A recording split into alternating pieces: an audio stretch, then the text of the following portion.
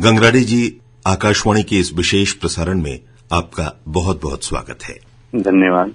गंगराड़ी साहब, विधानसभा का शीतकालीन सत्र शुरू होने को है और जैसा कि हम देख रहे हैं पूरा विश्व इन दिनों कोरोना महामारी के चपेट में है। ऐसे समय में पिछले जो भी सत्र हुए वो बहुत संक्षिप्त थे, तो ये क्या जो सत्र होने जा रहा है वो अपने निर्धारित समय पर शुरू हो रहा है, और अगर हो रहा है तो ये कितने दिन का होगा, कितनी बैठकें होंगी, तमाम जानकारियां आप हमारे श्रोताओं को दें। छत्तीसगढ़ विधानसभा का शीतकालीन सत्र 21 दिसंबर से प्रारंभ होकर 30 दिसंबर तक के लिए निर्धारित है और इस दौरान प्रश्नोत्तर के साथ साथ शासकीय विधि विषय कार्य, अनुपूरक बजट और अशासकीय कार्य भी लिया जाएगा। कोरोना को देखते हुए ये निश्चित रूप से सही है कि कोरोना के कारण, लेकिन इस विषम परिस्थिति में भी छत्तीसगढ़ विधानसभा ने माननीय अध्यक्ष महोदय के मार्गदर्शन में जिस प्रकार सत्र आहूत करने की चुनौती को स्वीकार किया है और बहुत ही कोरोना के प्रोटोकॉल का पालन करते हुए हमने विगत में भी सत्र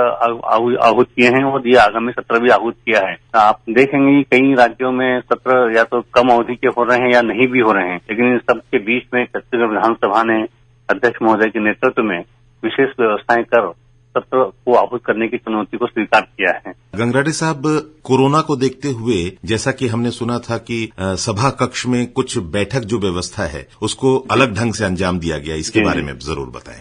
बिल्कुल, कोरोना में चूंकि सोशल डिस्टेंसिंग का पालन किया जाना आवश्यक है और छत्तीसगढ़ विधानसभा का जो सभागृह है वो उसमें इतना स्पेस नहीं है कि हम सोशल डिस्टेंसिंग का पालन कर पाएं जी, इसलिए हमने 2 सदस्यों के बीच में एक कांच का पार्टीशन किया है जी, जिसके कारण से दोनों सदस्यों के बीच में एक अवरोध कांच की दीवार बनाई है जिससे कि डिस्टेंसिंग का पालन हो सके। इसके अतिरिक्त जहां पूर्व में 3 सीट लगातार थी और 4 सोफे लगातार मेंबर्स के बैठने के लिए थे जी, उसमें भी हमने स्पेस क्रिएट करते हुए सोफे ऐसे बनवाए हैं कि अब एक सोफे पे 2 ही मेंबर बैठते हैं और उन दोनों के बीच में ग्लास का पार्टीशन है जी। इस प्रकार हर मेंबर के बीच में ग्लास का पार्टीशन होने से वो एक दूसरे के डायरेक्ट कांटेक्ट में नहीं आएंगे।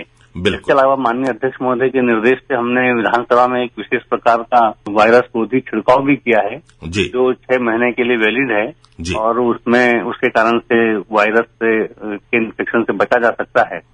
और हमने इस बात का प्रयास किया है कि मेंबर्स के लिए सैनिटाइजर वगैरह का व्यवस्था की है जिससे कि पूरा सदन इन्फेक्शन से मुक्त रहे जी। और हमने इस बार पिछले विगत सत्रों में भी हमने आम नागरिकों के लिए विधानसभा का प्रवेश को प्रतिबंधित रखा था जी। इस बार भी विधानसभा में आम नागरिकों का प्रवेश प्रतिबंधित रहेगा जी जी। शासन के अधिकारियों के लिए भी बहुत रिस्ट्रिक्शन किया गया है कि जिनकी बहुत आवश्यक उपस्थिति हो वही उन्हीं को हम प्रवेश पत्र दे रहे हैं जी। इसके अलावा मंत्रियों के भी निजी स्थापना के जो स्टाफ है उनको भी हम केवल एक मंत्री के यहाँ से एक स्टाफ को अनुमति दे रहे हैं। इसके अलावा विधायकों के निजी स्थापना को अनुमति नहीं है जी। मंत्रियों के जो फॉलो पायलट हैं जी। उनको भी हम अनुमति नहीं दे रहे हैं और इस प्रकार से सब पूरे पालन करते हुए विधानसभा के सत्र को आहूत किया जा रहा है। विगत सत्रों में पत्रकार दीर्घा में पत्रकारों को प्रवेश नहीं दिया गया था जी। और पत्रकारों की अनुरोध को देखते हुए माननीय अध्यक्ष महोदय ने हमारे जो विधानसभा में ऑडिटोरियम है उस ऑडिटोरियम में विधानसभा की कार्यवाही को लाइव टेलीकास्ट करते हुए वहां पर उनके बैठने की व्यवस्था की थी जी। लेकिन इस बार अध्यक्ष महोदय ने पत्रकार दीर्घा में सोशल डिस्टेंसिंग का पालन करते हुए पत्रकारों को बैठने की अनुमति प्रदान की है जी। और क्योंकि पत्रकारों की संख्या लगभग हम 100 की संख्या में पास जारी करते हैं, इसलिए पत्रकार दीर्घा में इतना स्थान नहीं है कि सभी लोग बैठ सकें।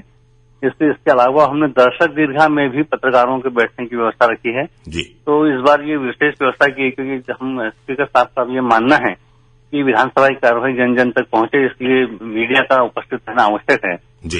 इसके अलावा जो इलेक्ट्रॉनिक मीडिया है उनके लिए भी हमने यहाँ पर हमारा जो लॉन है वहाँ एक हट है जी। उस हट में उनके लिए व्यवस्था की है ताकि वो अपने कैमरे वहाँ लगा सकें और वहाँ पर माननीय सदस्यगण, माननीय मंत्रीगण इलेक्ट्रॉनिक मीडिया के प्रतिनिधियों से चर्चा करके अपना उनसे चर्चा कर सकते हैं। बिल्कुल। गंगराड़ी साहब, अगर संक्रमण की बात को देखते हुए जो जरूरी एहतियात बरते जाते हैं, फिर चाहे वो सैनिटाइजर की बात हो और अगर कोई टेस्ट की व्यवस्था वहां की गई है जो सदस्यों को सभा में जाने से पूर्व सभा कक्ष में जाने, ऐसी कुछ व्यवस्था की गई है? जब मेंबर विधानसभा में प्रवेश करते हैं यहाँ पर तो हमने उनके लिए टेम्परेचर लेने की व्यवस्था की है जी।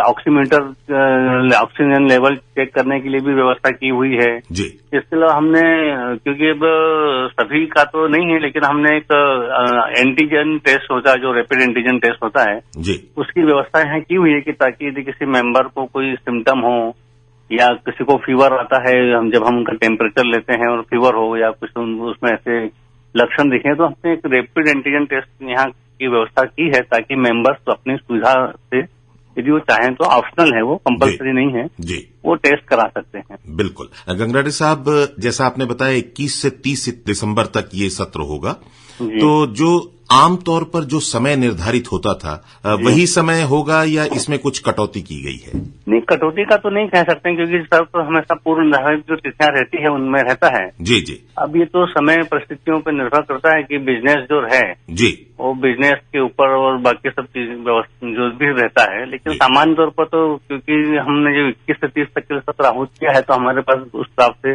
पूरा बिजनेस रहता है। जी जी। और हमारा तो यही मानना है कि सत्र पूरी अवधि तक चलेगा। बिल्कुल। और आप कोई जानकारी देना चाहें सत्र से संबंधित, कौन से विषय इसमें आएंगे या इस तरह की? नहीं, विषय तो बस ये है कि जो गवर्नमेंट जो विधेयक लाना चाहती है वो विधेयक आएंगे। सप्लीमेंट्री बजट, क्योंकि जो भी शासन के खर्चे रहते हैं मूल बजट में कई चीजें शामिल नहीं हो पाती हैं और बाद में यदि शासन को लगता है कि कुछ और खर्चे किया जाना आवश्यक है, बिल्कुल, तो उसको लेके वो सप्लीमेंट्री बजट लाती है जी। तो सप्लीमेंट्री बजट इस सत्र में आएगा।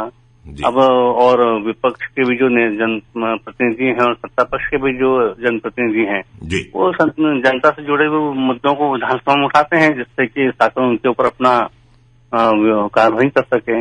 जी बिल्कुल। गंगराडे साहब, आज आपने विधानसभा का शीतकालीन सत्र जो 21 से 30 दिसंबर तक होने जा रहा है, इसके बारे में तमाम जानकारियां आपने दी हमारे श्रोताओं को। इन जानकारियों के लिए आपको बहुत बहुत धन्यवाद। जी, धन्यवाद।